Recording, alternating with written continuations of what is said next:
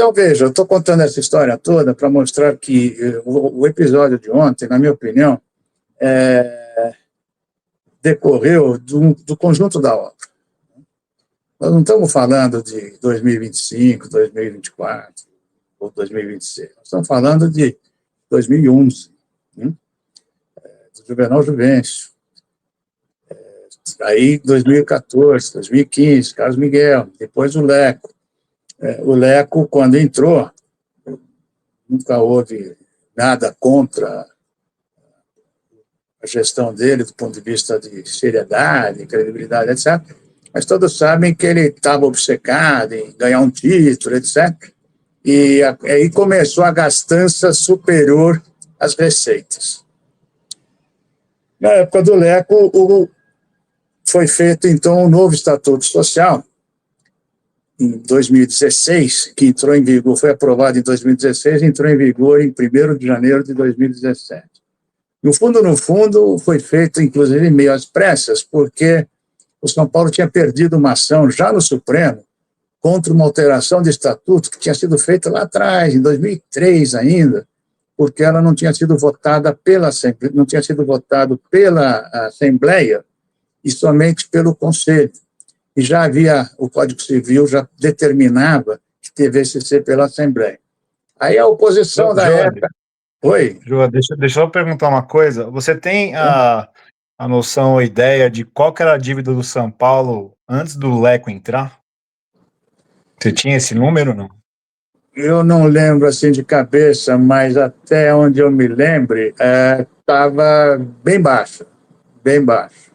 Quem tem esse número com precisão, que é um estudioso da matéria, é o Flávio Marx, que foi a primeira gravação que vocês já veicularam. Aliás, eu assisti, achei excelente. Ele é excelente.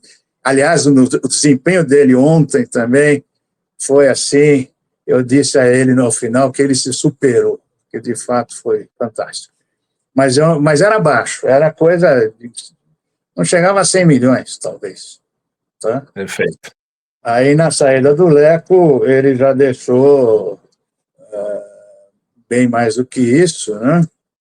Perto de 400, 500, etc.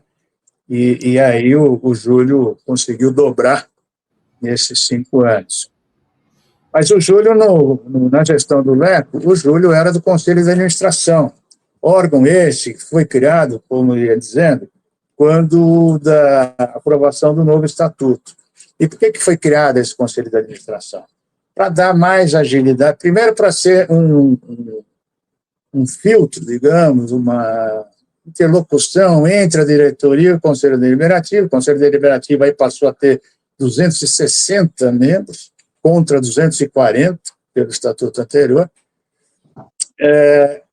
Pelo anterior eram 80 eleitos e 160 vitalícios. Pelo novo, mantiveram os 160 vitalícios e subiram para 100 eleitos. Ainda assim, os vitalícios são grande maioria. Também podemos depois abordar esse aspecto. E esse Conselho de Administração, então, foi constituído para ser um filtro, para ter mais agilidade, porque convocar 260 pessoas é sempre mais complicado, o debate, etc. E tal. Só que o Conselho de Administração foi uma boa ideia, porém foi mal concebido, porque tinha apenas 3 conselheiros independentes de fora de São Paulo, ainda assim convidados pelo presidente de São Paulo, mas independentes. E o Júlio, além de 3 eleitos pelo Conselho Deliberativo, e é presidido pelo presidente da diretoria, ou seja, ele pauta. Ele tem voto de Minerva, de desempate, e ele que conduz. Não é a torcida que conduz aí. Então, na verdade, esses independentes nunca tiveram muita voz ativa, tanto é que os últimos 3 independentes, quando sentiram como estava todo esse problema de governança do clube, os 3, ao mesmo tempo, renunciaram a seus cargos, e hoje o Conselho de Administração de São Paulo está sem os 3 conselheiros independentes. Está apenas com os demais conselheiros, que são todos do próprio clube, presidente, ex-presidente, etc. Ô, João, você lembra quem que eram esses conselheiros independentes? Se você puder falar. Olha, eu não lembro de cabeça, apenas de um, que é meu amigo pessoal, por coincidência, de muitos anos, trabalhamos juntos, que é o Luiz Lara. É um publicitário de grande renome, uma pessoa, assim, inteligentíssima. Eu fiquei felicíssimo quando ele foi convidado e me disse que foi convidado e iria aceitar. Falei que ótimo, porque, pô, você vai poder fazer muita coisa.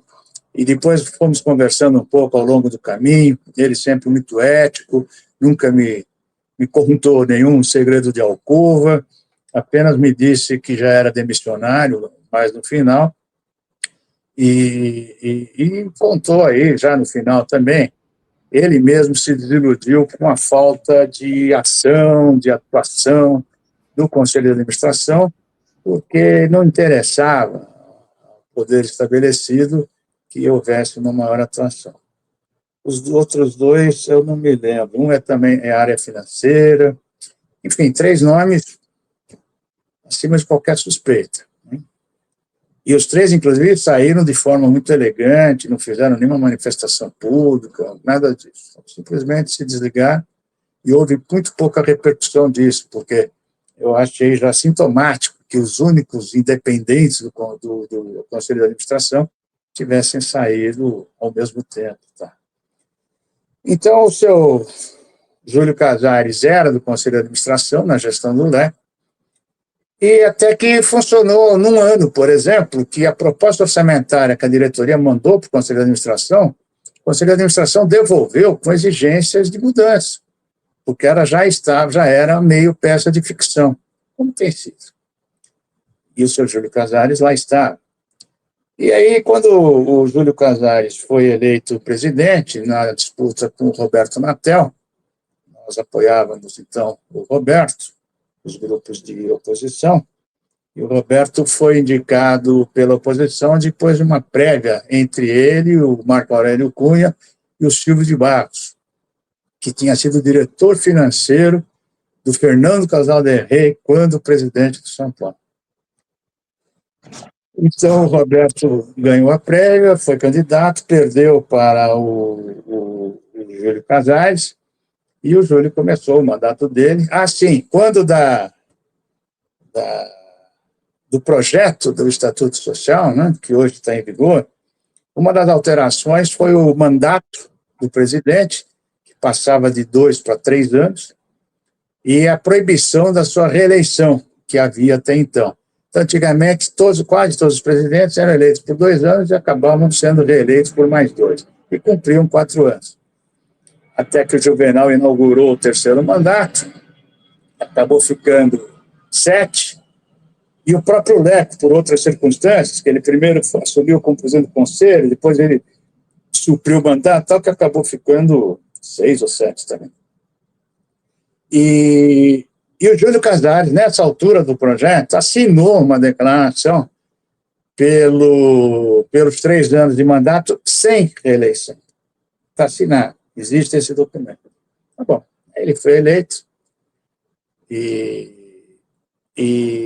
uma das primeiras providências foi propor uma alteração do Estatuto Social, com várias mudanças, que nós, felizmente, conseguimos brecar no Conselho, chegou aí para a Assembleia, uma derrota fragorosa da situação, entre outras, por exemplo, eu fui eleito em 2020 para 3 anos de mandato, até 2023.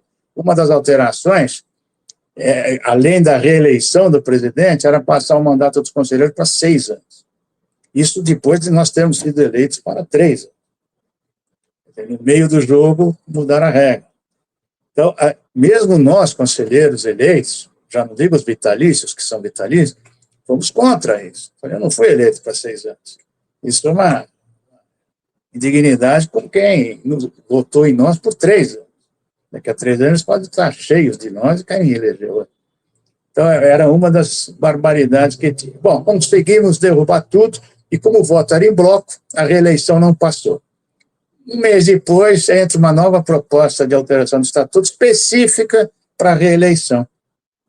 Aí passou batido no Conselho, passou batido na Assembleia, e eis que quem lutava pela não reeleição foi o único beneficiado por ela. Lembrando que o argumento para essas reeleições não previstas na origem já foi com o Juvenal e depois com o Júlio, o de que não tinha ninguém melhor para dirigir o São Paulo naquele momento do que eles. Né? Que é um conceito, eu considero até, desculpem, um pouco fascista, né? Achar que só eu entendo, só eu sei, etc. Pode até que o Júlio entenda. Diga. Perdão, mais uma pergunta.